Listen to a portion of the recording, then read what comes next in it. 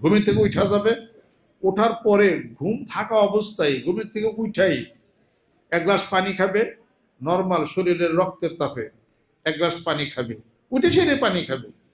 বলবেন যে sap tap কি ফালামো না, স্যাপ ফালাইবেন না, ওই স্যাপ খাইবেন লিগেই তো পানি খাওয়ার কথা বললাম আমি। এটা কেমন কথা, কেমন কথা এটা? এইটাই ভালো।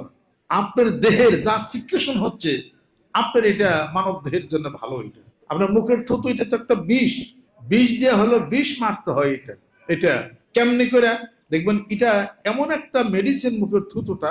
আপনি ওই যে কাগজের পৃষ্ঠা উল্টান না, সাদা একটা কাগজ নিবেন, আর এখানে জিব্বার থেকে হাত উঠে জিব্বার একটুখানি ভিজা লালাটা নিবেন, নিয়ে এই কাগজটাকে আপনি এমনি ধরেন, ধরেন আধা মিনিট পরে কাগজটা আপনি ছুটাইতে পারবেন না, কাগজটা ছুটাইতে পারবেন না আপনি, এরকম লেগে যাবে কাগজটা। তাহলে ওটাও তো জিব্বার, ওটাও তো পানি।